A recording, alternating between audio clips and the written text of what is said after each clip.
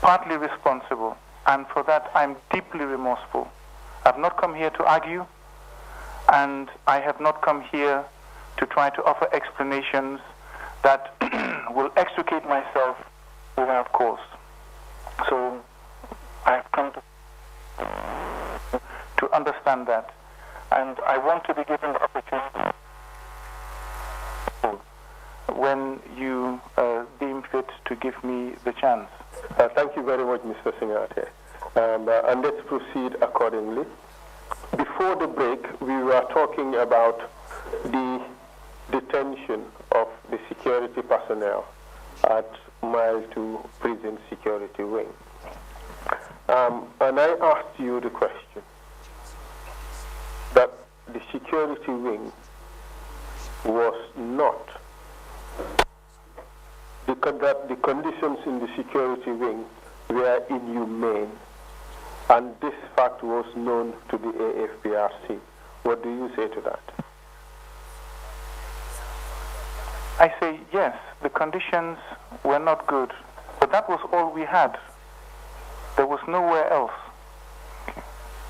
But do you believe that that is an excuse to put your superior officers in such terrible conditions? You could have had other places for detention. What I believe is that for the security of this nation, for lives to be spared, sometimes extreme measures have to be taken. If I was deemed a security threat and I was kept there for the interest of this country, I would accept it. But you would agree with me that even if one would reconcile oneself to being detained, there is no excuse to be detained in such horrible conditions as those people were detained at the security wing. Sorry, can you repeat that?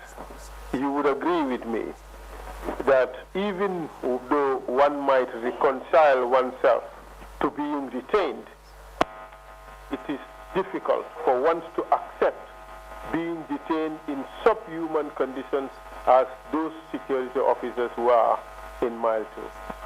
Counsel, let me take it a step further. It is difficult to reconcile even being detained in a luxurious place against your will, much more under such circumstances. So I do accept that it was wrong and the conditions were not the best. And not only was it wrong, it was also unlawful. Well, you have just showed everybody the decree, and if the decree legalizes it, then definitely it is not unlawful. The decree legalized the detention, but the decree cannot legalize the inhumane nature of the detention. You agree? Yes, sir, I do agree. But like I said, that was the only infrastructure that was available. The Commission will take note of that fact, that this is the only condition, this is the only location that was available.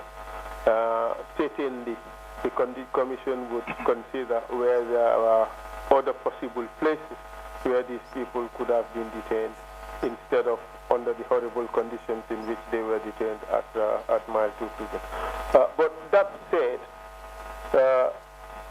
soon after the takeover, civilian authorities or former politicians and ministers were arrested and at some stage taken to Mile 2 prison. Do you remember that?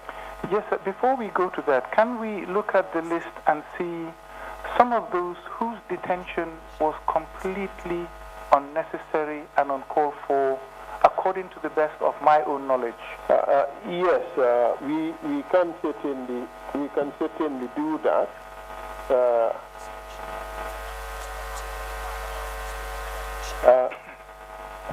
I would give you the list. Yes, sir. I would call out the names and you would tell us. Yes, sir. Captain Ibrahim Akambi. Captain Ibrahim Akambi, to the best of my knowledge, had done nothing wrong. He's an exceptional officer.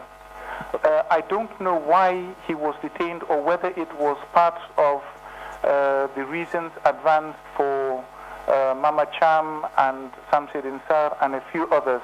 But to the best of my knowledge, that one was wrong, and I deeply and profoundly apologize for whatever role I played there. And Mr. Singhateh, you would agree, yes, sir, that if the decision was wrong, it means also that it was unlawful. Sir, you know, I have asked you to bring the name so that I can volunteer this information. Yes, but yes. I just asked this question. If it was wrong, it therefore means there is no legal justification. As far as I know, there was no legal justification for the detention of Kambi. I agree. Okay, good. And Captain Mama Cham?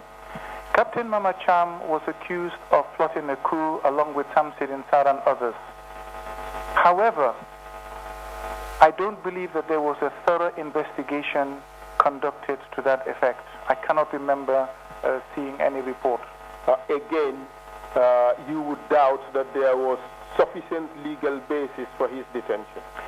Sufficient evidence. But it is not strictly black and white as far as legal is concerned. If there is a threat to lives and property, then it has to be contained. Perhaps when you look at the length of detention, that one cannot be justified. And the length of detention, because it cannot be justified, also points to illegal detention, correct? Yes, sir. I don't know whether you're trying to hook me on illegalities, but I'm trying to own up and then say that some of these things were wrong. But, Mr. Singhateh, I understand that, but when you own up to things, they should also have a legal characterization, correct? Yes, sir. Thank you. And I'm just trying to put it in the proper legal context.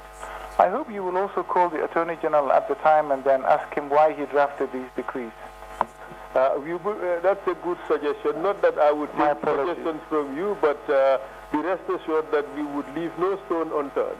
No, but on a serious note, please do not hold any of the Attorney Generals to account for any act that myself or any of us have done or asked them to do. You being generous to the Attorney General. No, I just want to take responsibility. Okay, good.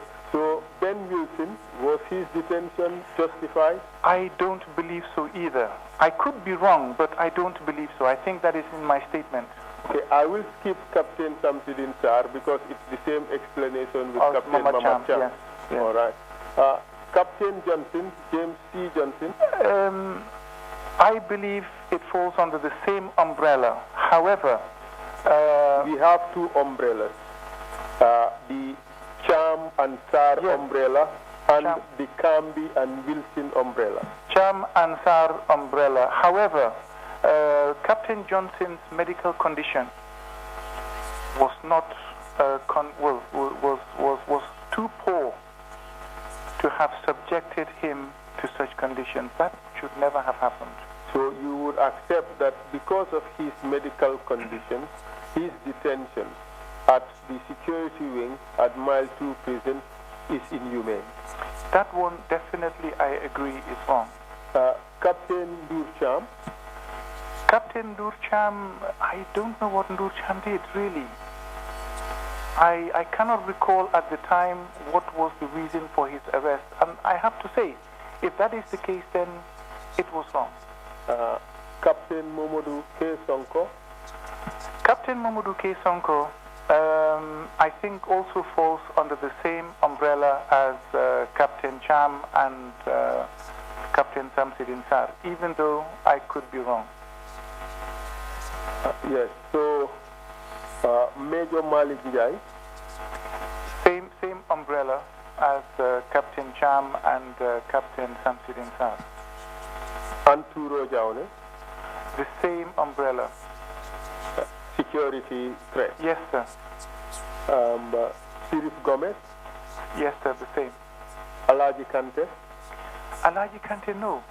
I don't know. I cannot explain Alaji Kante's arrest. And it is unfortunate. And I am deeply sorry for whatever part I played. Lieutenant Kinte? Lieutenant Kinte, like I said in my statement, was a friend we trained together in the U.S., and that was, as far as I'm concerned, a mistake. It should never have happened. I can go through the entire list, but can we settle for the fact that you accept that for some of them, their detention may have been justified, but for the others, the detention was wrong, it was unlawful? Yes, sir. Can we also settle for the fact that the conditions of detention were inhumane and ought not to have happened?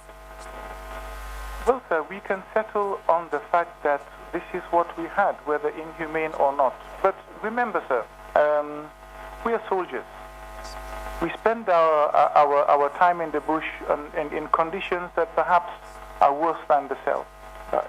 Yes, Mr. Singhateh, that is voluntary, right? You agree to be subjected to that. What we are talking about is detention, imprisonment, under conditions that are not allowed by law.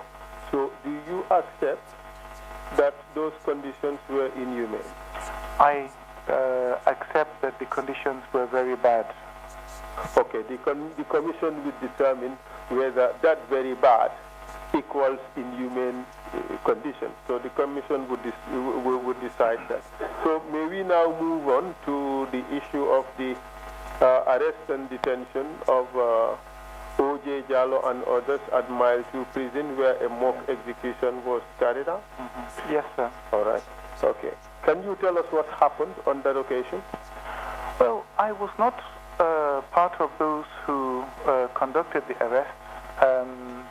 What I do recall is that I passed Mile 2. Now, I cannot recall whether I was coming out of Banjul or going to Banjul. But I did see Sana Sabali's vehicles out there, and there were some soldiers. So I believe I was radioed to come, and I went to join them, not knowing who was there and for what. And when you arrived there, could you tell us what you saw the soldiers doing, including Sana Sabali, members of his entourage? Yes, sir. There was one of them, a couple of them sitting, and one of them was brewing a tire.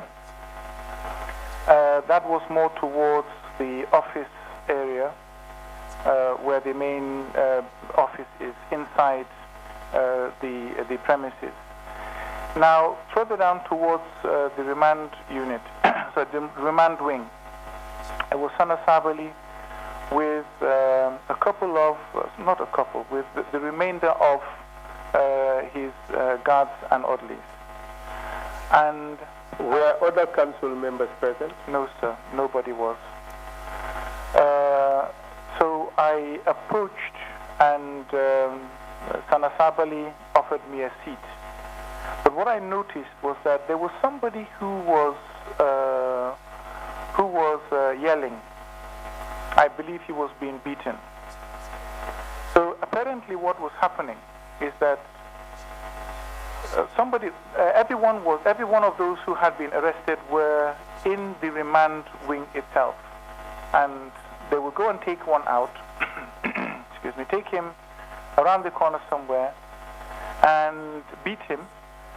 And obviously when the cries are heard by those who are within the remand wing, of course, I mean, they will be intimidated and they'll be fearful. And then somebody would fire shots in the air, and then they would take the person to a different place, not return them back to the remand wing. So when I saw that, I decided to leave. Do you know why the person who's just been tortured is taken to a different part of the remand wing? Yes, of course. I mean, like you said in your question, mock executions. It was designed to bring absolute fear in the hearts of those who were left behind, because they see one of their colleagues dragged away. they can hear cries, and then they hear gunshots, then there's silence. So obviously, those who have been left behind to be collected later would think that those who were taken prior had been executed, and would also fear for themselves. So, and that fear is in fact some form of psychological torture. Naturally, it is. Definitely it is. For how long did you stay at Mile 2 prison whilst this was going on? I cannot remember the exact time. It was just when I saw what was happening, that one was being beaten. I don't even know who was being beaten, but I could hear cries, and I saw him, I heard shots in the air, he was dragged away. Then they went for somebody else, and I knew exactly what was going on. So I politely took my leave, and then I went directly to State House.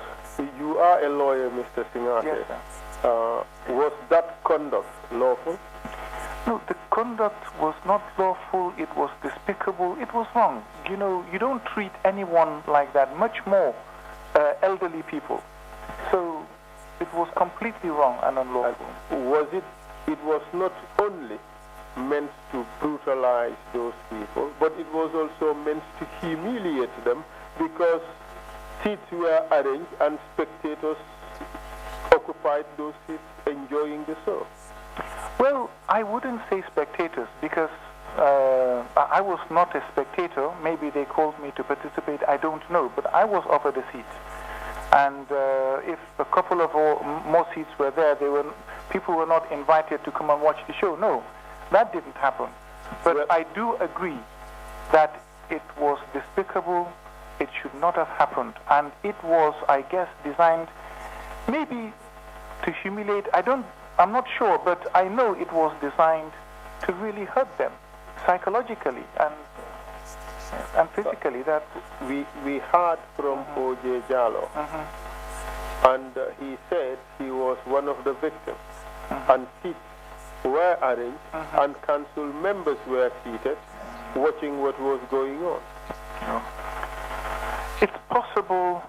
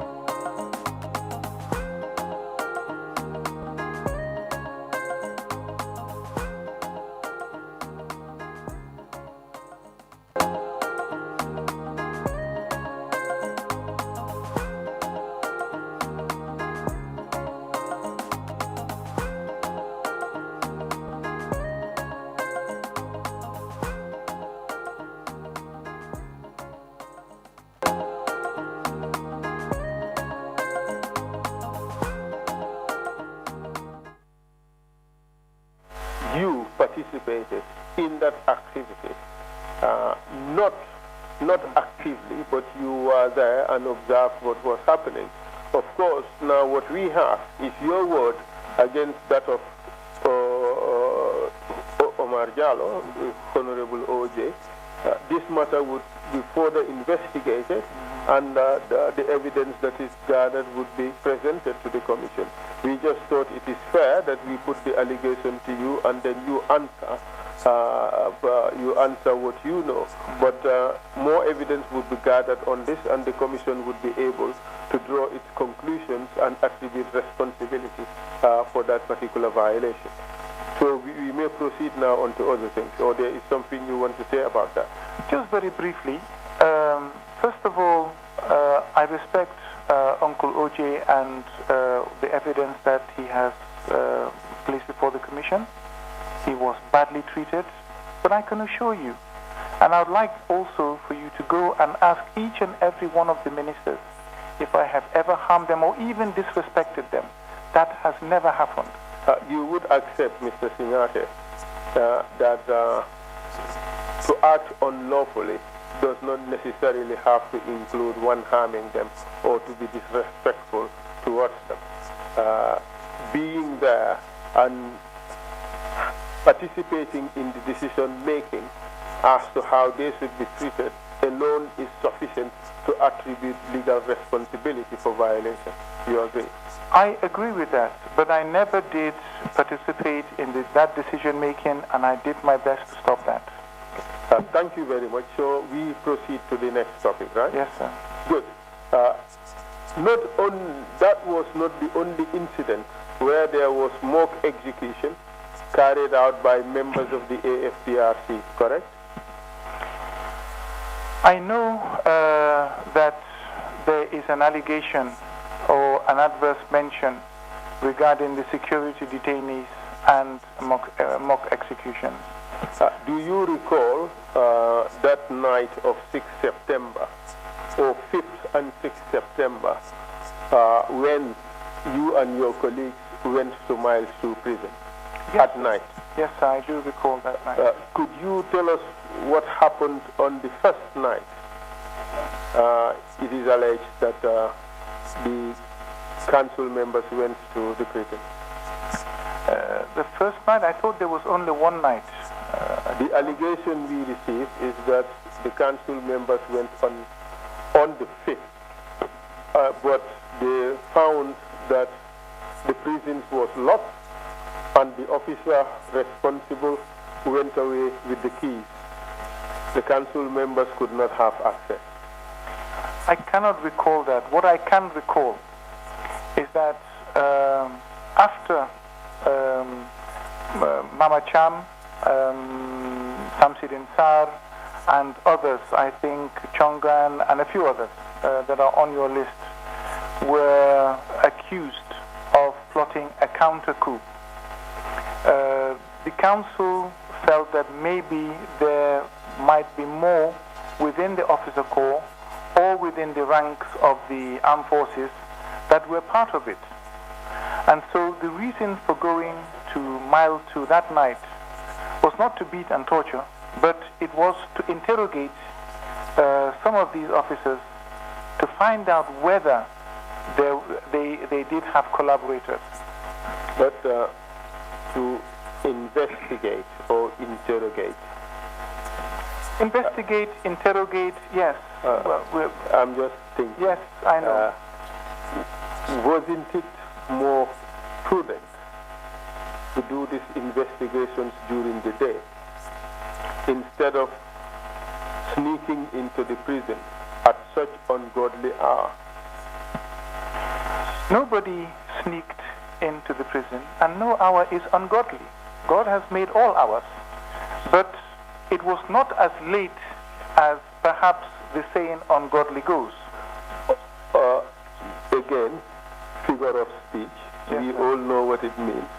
You went there at the early hours of the morning, at a time when nobody visits the prison. No, it was at night, but not early hours of the morning. Around 1 a.m.? No, sir. Some of us do have to sleep. No. Well, the evidence we received by at least from 6 witnesses who were victims, living victims of that horrible incident, all of them suggested that it was after midnight when your party arrived at the prison. Well, I would beg to differ. I cannot remember any of them wearing watches when they were being arrested, so I don't know how they would know the time. Yeah, but Mr. Singhateh, and there was no light. Sorry, there was no light, so it is difficult to judge the time. But I admit that we went. I just have a disagreement with the time. But you agree that you went at night? Yes, I agree with that. And this is after normal working hours. Yes, sir, it was. It is after the period when visits are allowed in the prison. Yes, sir. All right. So that strip was not normal at all. Well, sir, we were not in normal times, so it was not normal, but the times themselves were not normal. Hardly anything was normal.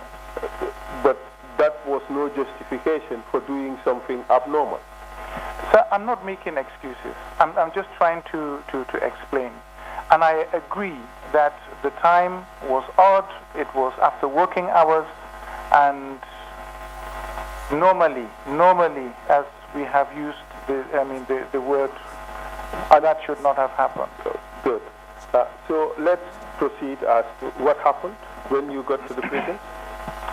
Well, when we got to the prisons, I think there was already an agreement of who and who would be questioned. And agreed by who? Generally, those who were alleged to have been plotting against us. Who made that agreement? Well, it was agreed during the conversation that, they might have information of who their collaborators were if they had. Which group made that agreement? The Armed Forces Provisional Ruling Council. It was all of us. I agree with that. Thank you. So it was a council decision that Yes, you sir. would go and interrogate these people. Yes, sir. All right. Okay, so you chose to go after hours. No, I think the decision was not made during the normal working hours and then we set a time. I believe that it was made prior to going. But this is what I can recall. It's been a long time. Okay, you arrived there at Yes, night. sir. Tell us what happened. Well, when we arrived, as far as I can recall, Mama, are you with me? Or Go ahead, thank you. okay. As far as I can recall, Mama Cham was dragged out of the cell and hit on the face with a rifle. By who? It was by a soldier who was standing right next to me. He was grabbed out by somebody. As soon as he came up, he was hit. Okay, could you take a few steps backwards? Yes, sir. And tell us what happened as you enter into the security wing of the prison, and who went with you? Well, all of the AFPRC members, odd least two. Yes, go ahead. Yes, all of us were there. With our odd least, there were some soldiers from State House, I believe. Yaya Jammeh was not there. Yaya Jammeh was not there, no. Is there any other officer who was there who was not a member of the council? I can remember I was asked about my brother Peter, whether he was there, but yes, he was. So when you arrived there, Yes. in the security wing, tell us what happened. As far as I can recall, they went to retrieve those that I mentioned from the cells. Did you do or say anything that led to the removal of any one of them? No, I was not in charge. I was not the one giving the orders. So my voice was not, there was no need for me to say anything or do anything. Mr. Singhateh, Yes, do sir. you agree that you have a distinctive voice? Yes, sir, I do. And some of these people are people who worked with you before and would recognize your voice. Even if they didn't work with me, they would recognize my voice because I have a distinctive voice. Yes, and therefore, do you have any reason to believe why they would want to just implicate you in something that you did not do? Well, of course. They were detained, their careers were ruined, some of them suffered subsequently, and a lot still have that grudge. But obviously, if that is your basis, the grudge would be the same grudge they would have against all members of that group that went there. Absolutely. So therefore, they would not have any reason to single you out for one particular act just because you are a member of the group. Sir, I cannot hold brief on behalf of any of them. What I do know is that, in fact, if you can remind me of what they said that I said, and then perhaps I might be able to give some more insight. Yes. The first accusation is that you walked in and started yelling, "Where is Captain Mama Cham? Where is Captain Mama Cham?" Is that true, or you say it's false? No, that is not true. Well, Captain Mama Cham would obviously know your voice. Yes. He worked with you. He was your commander, wasn't he? True, but that doesn't mean that what he said is accurate. I did not say that. I just asked whether he was your commander. Yes, he was. And he would recognize your voice. Naturally, he and would. if you would call out his name, he would know that it's you calling out his name. Yes, sir. And this is what he had to say about that particular issue. And I would ordinarily ask that the video be played. But because of time, I want us to move forward, so I'll just read out from the transcript. Yes, sir. I am sure, I want to believe that you have watched a lot of these testimonies. I've watched a lot, not all. Yes, but did you watch the one by Mama Cham? I did not watch what he said about me in this instance. Okay, so but read let me read it out. It says, around 1 a.m., we had visitors, Edward Singhateh and other members of the council, with exception of Yaya Jammeh, Peter Singhateh and their military escorts and drivers. As they entered the prison gate and walked through the corridor leading into Mile 2 Prison Security Wing number 4, where we were detained, they made a lot of noise. As soon as they arrived, a very intoxicated Edward Singhateh was shouting, "Where is Captain Mama Cham? Where is Captain Mama Cham?" Do you dispute that? I dispute that. Well, Mr. Singhateh, that is also corroborated by some other witness who was there. And this time around, it is Mr. Ibrahim Chongan, who was Assistant Inspector General of Police at the time. And this is what he had to say. I'll just read out the transcript. And he also said, I asked him the question, so when you saw them, you recognized all of them, is that right?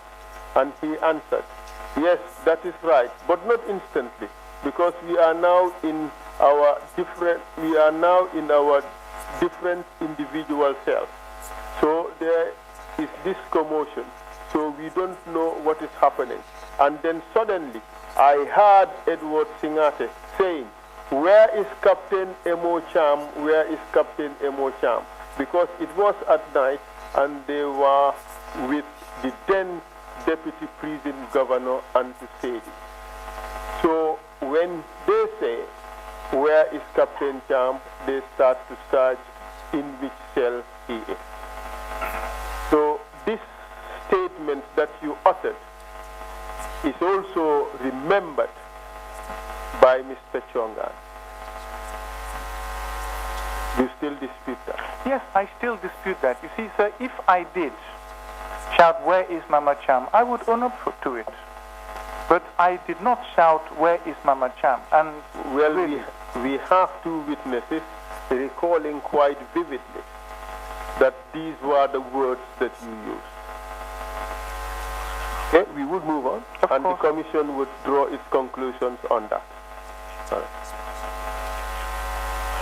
Do you recall which cell your group first went to? No, sir. Do you recall seeing Captain Mamad Cham brought out of his cell?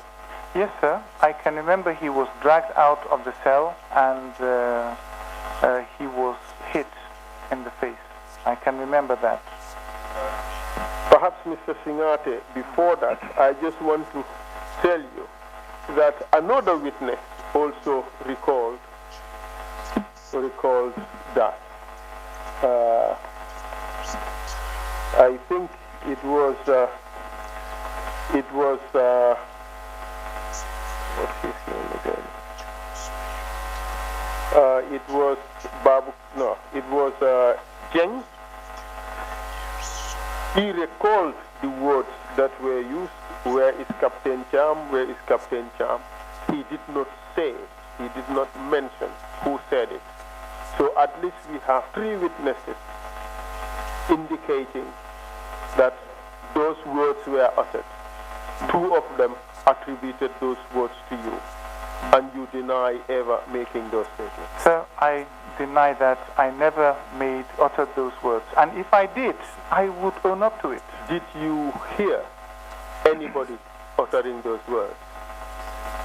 I know we were searching for these specific officers, but that is why we were with the prison officer who supposedly knew where they were.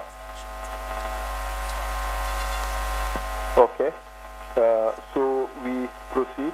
When you got to the cell of Captain Mohammed Cham and he was being brought out of the cell, can you tell us what happened? As far as I can recall, he was the cell door was open, and somebody went in and dragged him out. I was at the door of the cell with everybody else, and somebody hit him very hard with an AK-47 on his face, and he collapsed. And who is that somebody? I honestly can't tell. I don't know who was standing left and right. It was dark, but I know we had people who had their AK-47s. I was not carrying a rifle. And in this darkness, it was easier to see a light-skinned person more than a dark soldier standing right now. Absolutely. That is why, as he... Just answer the... limit yourself to the question. Just limit yourself to the question. So please, let me explain. Just a few words, not much. All right. Proceed. That is why, when he claimed in his testimony that I was the one who hit him, I understood that perhaps maybe either I was the last one for him to see before he hit the ground, or because I'm like a little candle in the dark. Well, he seems to have seen the little candle in the dark hitting him. That is what he said. I know what he said. He said you hit him. I understand what he said, and I know. And you still dispute I did not hit. But if I can say another couple of words. Go ahead. You see, he was my company commander. I was the one who brought him in, and I had great respect for him. Even after he was released and when he was in civilian life, we met many times. You know, and we still get on. We don't have any problems. I wish that he would have raised this years ago, as we used to meet in the street and chat, and we could have cleared it. But I can assure you, I didn't hit him. Well, this is what he... Let me just read out from the transcript of his statement. And for the record, this is the transcript of 16 January 2019. And starting from line page 100 and lines, let me just start from maybe lines 22-35. Page 99. And this is what he had to say. It's a bit extensive, but I just think that I should read this so that we know the context. Maybe I should just start from 22:45. No, I'll start 22:35. So, he was asked the question, do you recall the night of September 6th, 1994? And he answered as follows. Yes, very well. On the night of 6th September, it was a normal day during the day. But by 1 a.m. or going to 2 a.m., we had strange visitors. And then I was already asleep. But we had commotion as the doors clanked. One phenomenon of the prison is that when it is locked, there is complete silence. If there is internal conversation, and by the time we had the final visit, the wardens were also doing an 8-hour shift. So in the morning, they will change. By 2 p.m. to 3 p.m., they will change. And by then, by 12, they will change for the night shift. So on that particular day, after everything was done, around 1 o'clock, we had visitors led by Lieutenant Edward Singhateh, Lieutenant Sana Sabali. I think at that time they promoted themselves to captain. And then Yankuba Ture, Peter Singhateh, and some other escorts of the other soldiers. Then he was asked, was it 1 in the afternoon or 1 in the early morning? He said, this was 1 a.m. Question, can you tell us what happened when they arrived? Answer, I think as they were entering the prison corridor from the gate, the noise was overwhelming. I heard shouting, where is Captain Mamacham? Where is Captain Mamacham? And then they came to my cell door, and Tusedi, who was the senior officer, was having the keys. He was ordered to open my cell.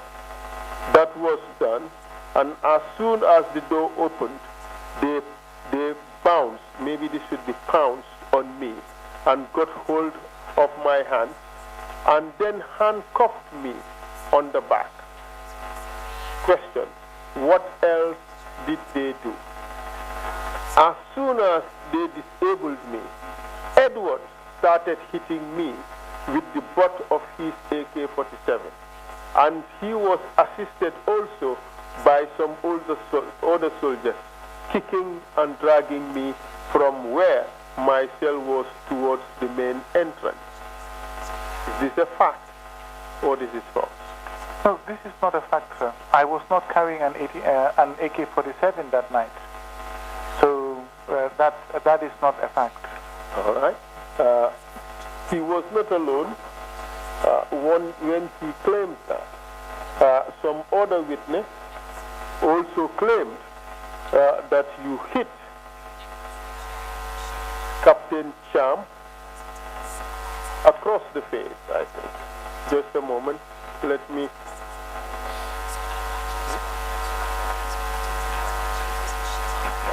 RSM Babukar Jeng also said this. They started shouting the name of Captain Mamacham. The doors opened, and the prison officer opened the cell door of Mamacham.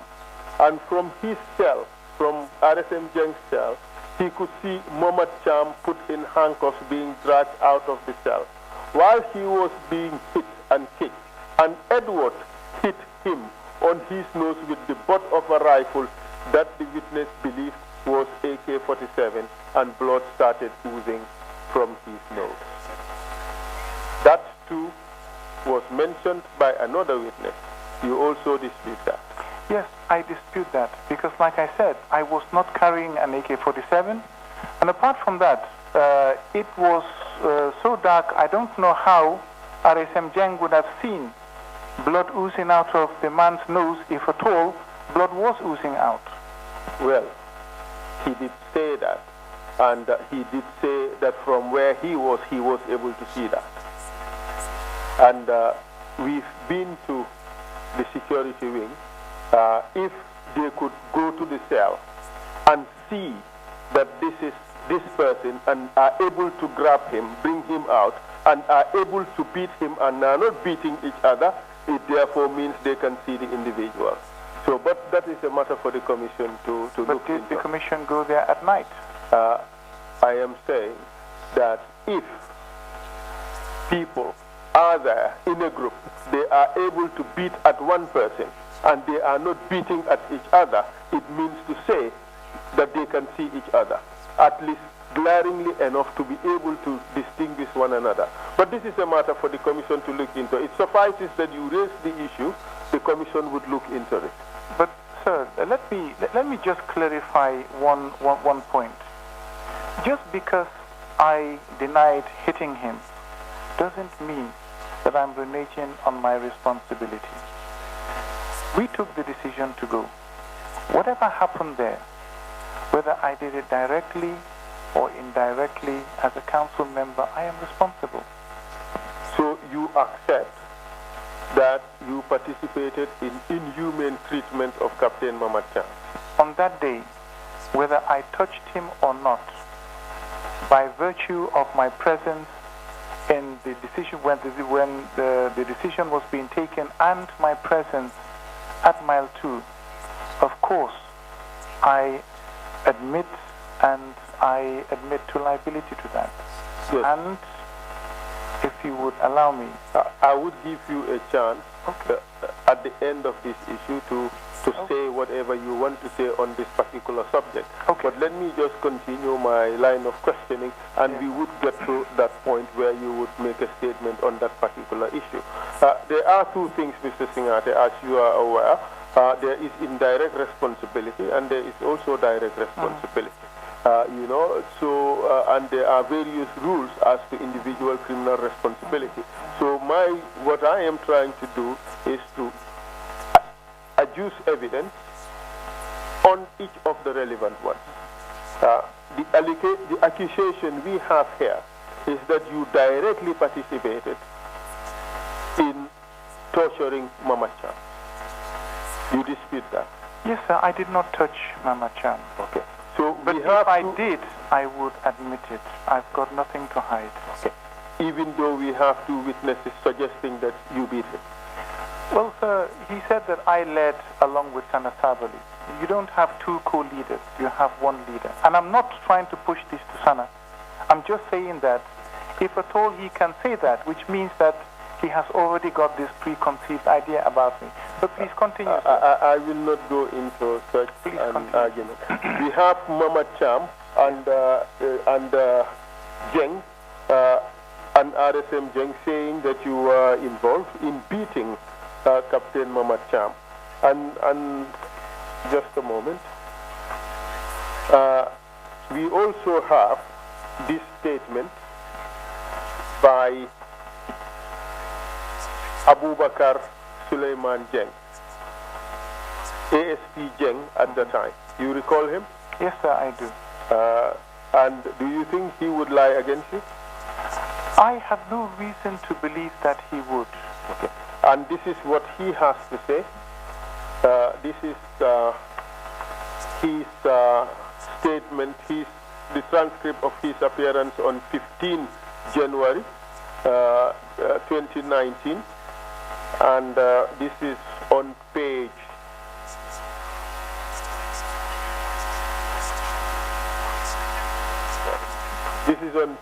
72, and this is what he had to say.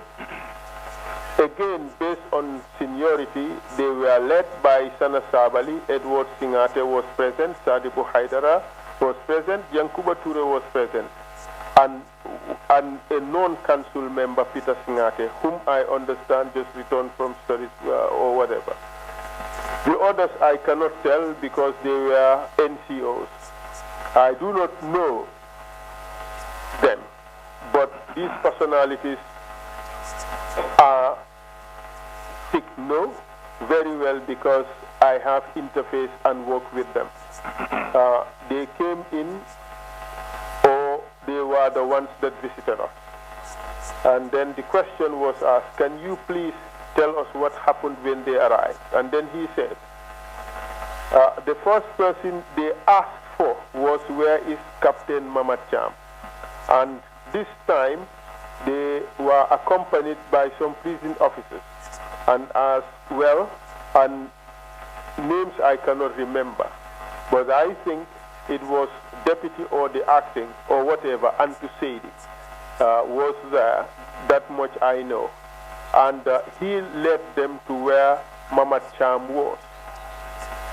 And his cell was opened. He was handcuffed behind and was requested to crawl.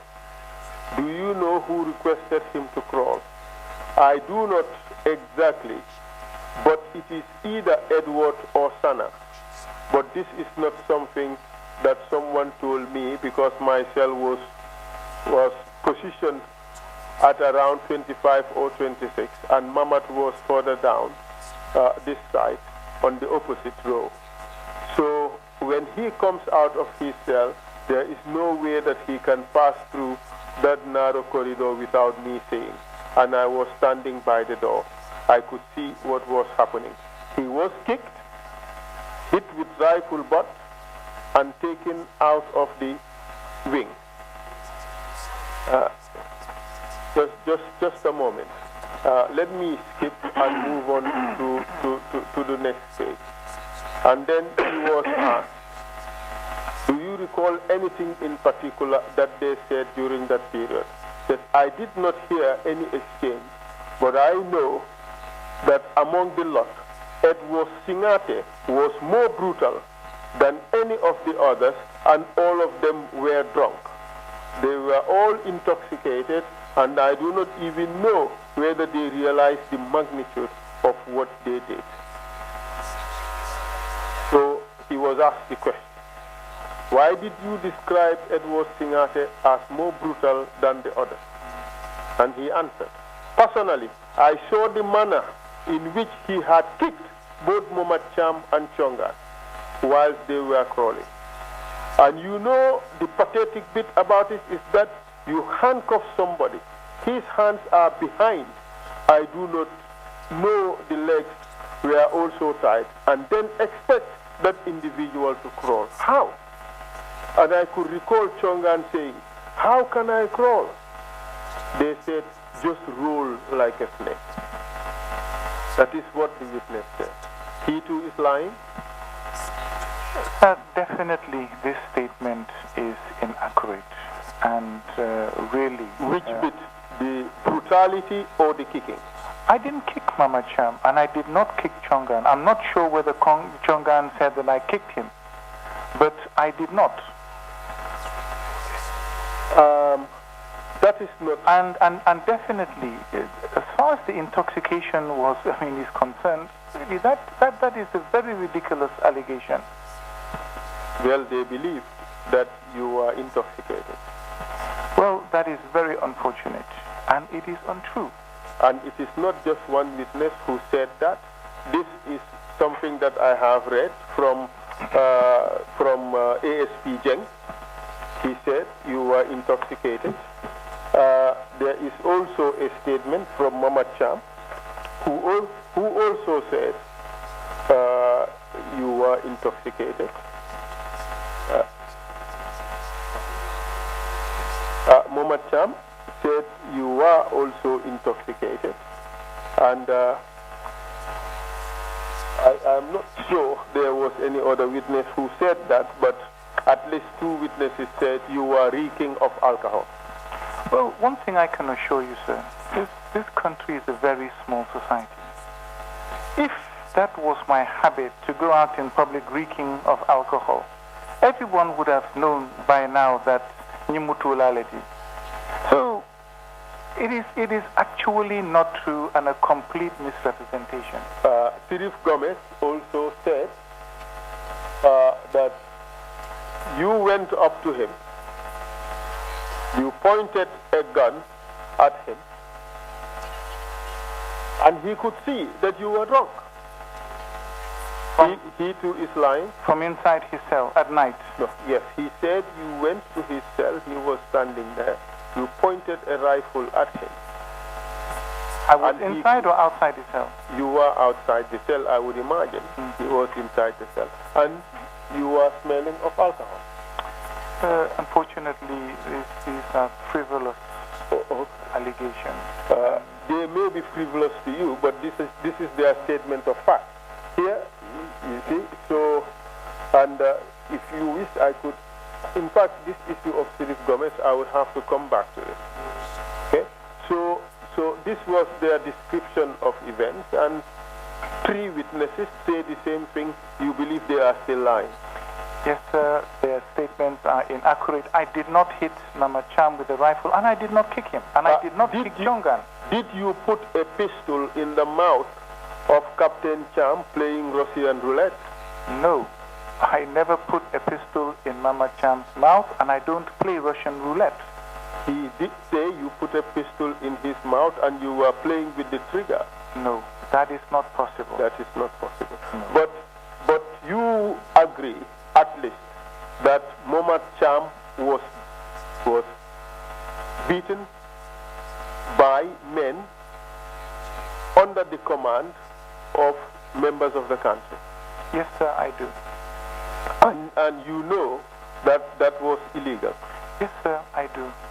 You know it was a crime of assault? You know it was a crime of torture? Absolutely, sir. I agree. It was wrong. It should not have happened. And it was not. And after beating Mohammed Cham, he was subjected to some mock execution. The mock execution, I cannot exactly recall, but I would not be surprised if it happened. I cannot recall hearing a round being discharged. All of these victims, of course they would recall, they were the victims. They said after every single one of them was taken outside and beaten, then there was a burst of fire, and the victim was taken to another part of the security wing. Is that correct? I am not denying the fact that it could have happened, but that part of it I cannot recall. Well, that is what all the witnesses say. Like I said, that one I'm not denying, but I cannot recall exactly. It's possible that it could have happened. And the ordeal that was meted out on Captain Mohammed Cham was also meted out on Ibrahim Chongan. Do you agree? I know Ibrahim Chongan was beaten too. Mercilessly? Well, you're either beaten or you're not. I don't know how you can beat somebody with mercy. Yes, you can. Yes, you can beat somebody with... Yes, you can. Well, okay. But he was brutalized pretty much. I know he was beaten. I don't want to put adjectives behind... he put adjectives in it. He said he was badly beaten. But he is entitled to put all of the adjectives in the world. He was maltreated, it was unfair and uncalled for. And not only unfair and uncalled for, it was unlawful. Sir, we have already established it was unlawful. No matter how many times you say it, it was wrong and unlawful. We spoke about Captain Mohammed Cham, now I'm talking about Ibrahim Chongan. Yes, sir. It was unlawful. Yes, sir, I agree. It was a crime. It was unlawful, it was a crime. Thank you very much. And let's move on to RSM Jeng. Yes, sir. You know that he also had a medical problem, didn't he? RSM Jeng, a medical problem at that time? Yes, he had a fractured neck, and it was held together by a string. I am not aware of that. But it was well known in the army that RSM Jeng was involved in an accident prior to 1994. Yes, and I know he was. I was also involved in an accident prior to 1994. And he had problems with his neck. Well, what I do recall, he was on active duty at the time. Yes, he was. Exactly. So if he was on active duty at the time and he was not wearing a neck brace, I would not know what his medical condition was. What I do recall for Captain Johnson, that one I was aware, but not that of RSM Jeng. Okay, so RSM Jeng was also given the same treatment as Captain Mohammed Cham and AIG Ibrahim Chongan. What do you say to that? Well, yes, I believe he was also beaten. I believe so. Do you believe so, or do you know so? Well, I know that some of them were taken out of the cell and beaten. Definitely that one I can confirm. And whether it was 3 or 4 or 5, I can confirm the two of Mama Cham and Ibrahim Chongan. But that of RSM Jeng, I am not denying that. In fact, even if you said that 5 or 6, I would not deny the fact. What I would do is say that whatever happened to them was wrong, it was unlawful and illegal. Okay, let's go through the motions. Let me put to you what RSM Jeng said about this particular incident. And this is 25 February 2019, and I'm reading from page 17 of the transcript, and this is what he had to say. He said, Lieutenant Sana Sabali, Lieutenant Edward Singhateh, Lieutenant Sadbu Hydra, Lieutenant Yankuba Ture, Lieutenant Peter Singhateh, and I can fully remember seeing Lance Corporal Lamin Fati, who is now 2IC at Yundum Camp, Bach Samba Jallo, WO2 Ibrahim Jallo. Can you tell us the rank of Bach Samba Jallo? He was a private. Please continue. Then he went on to say, they came with the rest of their orderlies, and then we start hearing them shouting the name of Captain Mama Cham. Those were open, they were with Antusedi. He was a prison commissioner, and I believe, I am not sure, Per Marong, whether he was there or not. I am not sure, I assume being the prison commissioner. They came, opened the doors, and they were shouting, Captain Mamad Cham, where is he, where is he? They went to his cell. The cell was opened, he was dragged out, and from where my cell is, I could see exactly when he came out of his cell. I could see Edward Singhateh hit him with the AK-47 rifle. We went through that, and let's continue with what happened. He said at 3:60. Then he went on to say, they came for me, and when they came, start shouting my name. RSM Jeng is next, RSM Jeng is next. I came out. Before I came out, they wanted someone to come in and put the handcuff on me. But the soldiers that they gave the handcuff was standing there trembling and crying. They just pushed him aside, and they gave the handcuff to Ansu Sedi, who was the prison officer with them at the time. So he came in. My left arm was put in the handcuff. So I said to him, can I come out so you can do it properly? So as Antu Sedi was coming backwards, he stumbled on someone, and I was already in one handcuff. I stumbled on him, and then it was a big commotion. There may be, they thought I was trying to take arm or what. Edward Singhateh came from the back and gave me a very hard stamp on my back. I fell down and I nearly collapsed because I could hear my neck went crack. Because after my accident, I had a piece of string in my neck to stabilize it, which later I found out that it moved from its position. So I was helpless. I went down, and then a lot of kicking from him, his brother at this time. Question, when you say him, who are you referring to, and who is the brother? He said, Edward Singhateh. He too, RSM Jeng, also claimed that you kicked him, you hit him. You deny that also? Yes, sir. I deny that, and I really don't know how I can stamp somebody in the back and the neck goes crack. But to be quite honest, sir, I did not touch any of them that night. So, Mr. Singhateh, all these people are lying. RSM Jeng is lying. Captain Cham is lying. Ibrahim Chongan is lying. ASP Jeng is lying. All of them lied against you. As it stands, I can only tell you that I did not touch any of them. And so I have come... Mr. Singhateh, you want the commission to believe that you were just there as a spectator? No, I was not there as a spectator, but I was not there to beat anyone. You see, like I told you... But what did you do there? To answer this question, we will come back to that. Yeah. What did you do while you were there? Well, once we arrived, these people were, especially Mama Cham and Chongan, were dragged out of the cell for a reason. They were supposed to be interrogated.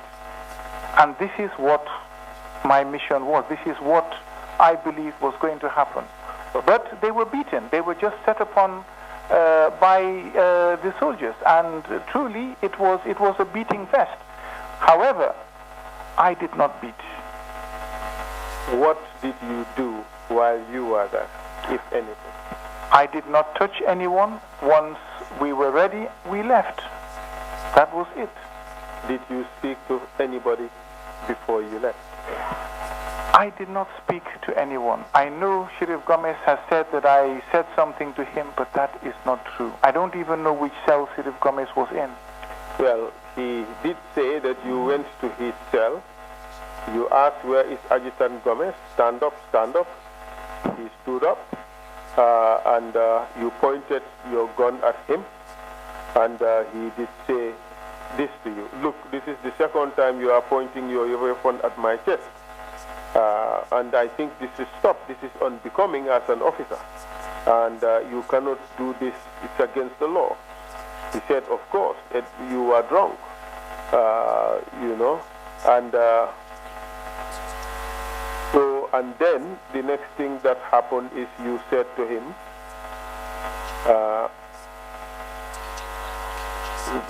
you said that the last time I shot, I missed. This time, I'm not going to miss. That's what he told you. And you went on to say that you guys were going to come back. No, that is not true. I think also in his testimony he did state that when he told me that this thing has to stop, that I complied. Yes, because you did not do anything to him. You did not do anything to him. You did not do anything else. But let me just get this straight. I was drunk. I pointed a gun at him, and somebody who is inside the cell admonished me, and I complied. You see, anyway. So what is wrong with that? No, what I'm trying to say is... You want to bring it down to logic.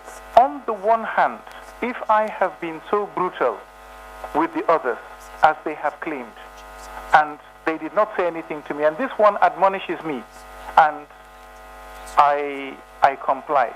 You did say you are going to come back, and that next time it would be his son. And that is what you promised, that you are going to come back. That is not true. And I'm quite sure none of them have claimed that I went back. Well, many of the other victims claim also that they were made to believe that you were going to come back. You as in your group. But I'm quite sure you will also agree with me that after that incident, nobody went back there. But it's not about whether they went back. The issue is whether that threat has been made. I did not make that threat. But do you know whether any in your group made that threat? I cannot recall anybody making that threat. But wasn't it in fact the case that those who were tortured and brutalized were taken to a different part of that security wing?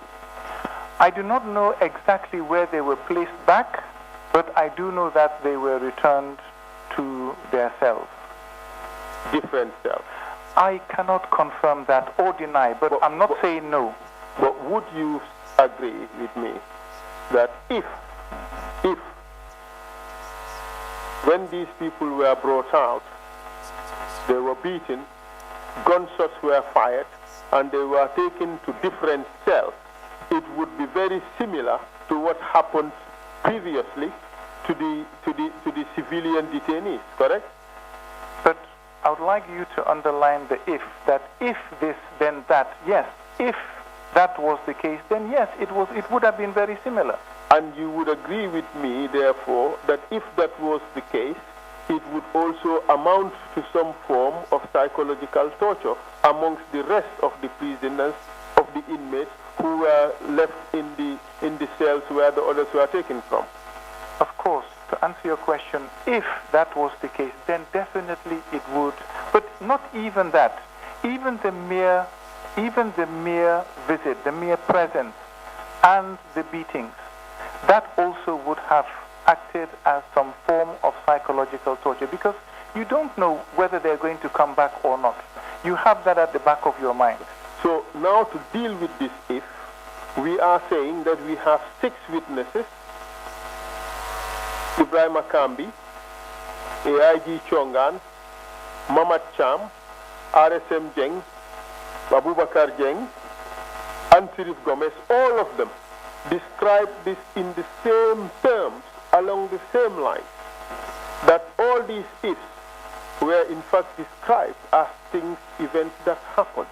Do you wish to dispute that these events occurred in the way they described them? That they were taken out, they were beaten, shots were fired, and those who were taken out and beaten were transferred to completely different cells, and they were told that they will come back. Do you dispute these facts as true? What I can say is that some of the facts are true and some are not true. However, what is untrue? No, the mere fact that I have been accused of hitting them, that is untrue.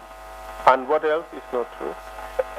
The mere fact that Sirif Gomez said that I told him that I was going to come back and I pointed a gun at him is also untrue. Is there anything else that is untrue? Okay, what else was I accused of? I was accused of beating Chongan, I was accused of beating Mama Cham and RSM Jeng. Yes. And kicking all of them. That is not true. Okay. But are those the only facts you dispute? Your own actions, those are the only ones you dispute. Do you dispute anything else in that narrative? If at all I have been accused of anything else through direct contact with any of them, I also dispute that. However, what I want to say is that the whole thing was wrong. We should not have even been there in the first place. And for anything that has happened, directly or indirectly, we share all of the responsibility. But I also want to make one thing clear. I think my driver had been mentioned, something like that. Anyone who served directly under me, if they had assaulted or hit any of them, I take full responsibility for that. Anyone serving under me and directly under my command and control, I take full responsibility for their actions. We do have, yes, sir.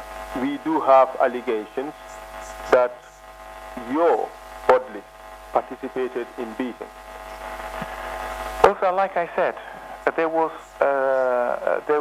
a lot of soldiers, that were beating at the same time. They were on the floor, they were being kicked, and if my orderlies did so, I take full responsibility for that as if I did it myself.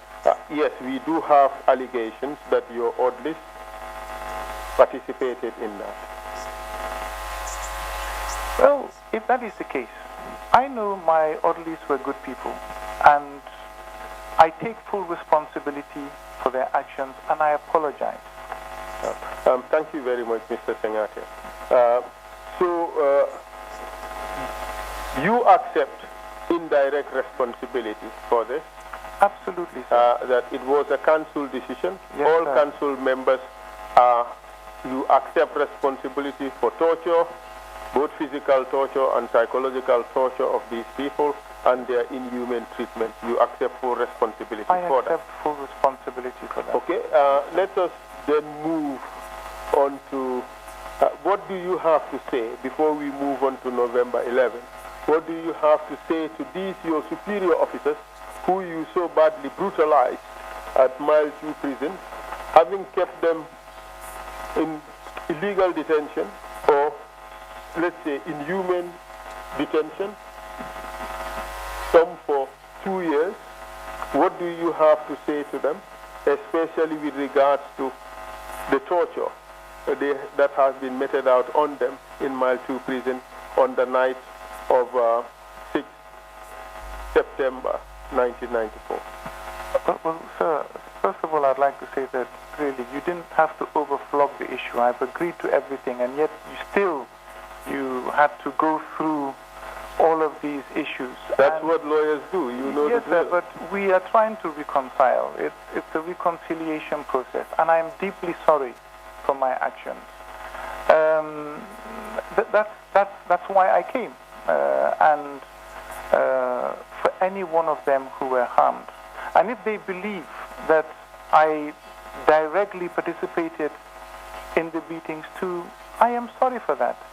To Mama Cham, I really wish that he had opened up to me before, because we had met many times in society. So, and we had, I mean, some pleasant conversations. It was never raised. But did you realize when you met Mama Cham, or even the events as they were unfolding at Mile 2, you realized that this was wrong, didn't you? Yes, sir. Like I said, not at the time. No, I would not say not at the time, because we are all grown-ups. I mean, we all know what is right and what is wrong. Everybody has a sense of that. And what happened should not have happened. But and when you met Mama Cham, in full realization that what happened should not have happened, it was wrong, it was criminal, did you apologize to him? No, I did not. But you see... Well, now you have a chance. Yes, exactly. You see, just a short explanation, and I'm not trying to prefer an excuse. You see, when soldiers are detained under such circumstances as a prisoner of war, etc., there is... Please turn off your mobile phone. They're the ones who trained us. And did they train you to beat captured soldiers? Of course. On bush exercise, you get caught by the enemy, you are brutalized. Did they train you to beat captured soldiers? Like I said, I was beaten on a bush exercise because I was captured. You knew it was wrong? Well, they told me to deal with it. All of you knew it was wrong. It was unlawful. Like I said, I'm not trying to prefer an excuse. I'm just trying to give you the mental... the mindset of the mindset at the time. This is something that we are interested in, Mr. Yes. Singhateh, because this mindset needs to change. Because it's like a mindset that you can torture people and it's no problem. We have had Martins here. We all beat. We beat. That is what we do. Yes, but let us differentiate, the way... If we are talking about the mindset, if you wouldn't mind, I will give you an example of one of the incidents that happened to me. I was in the exercise, I was supposed to play dead, and they searched me.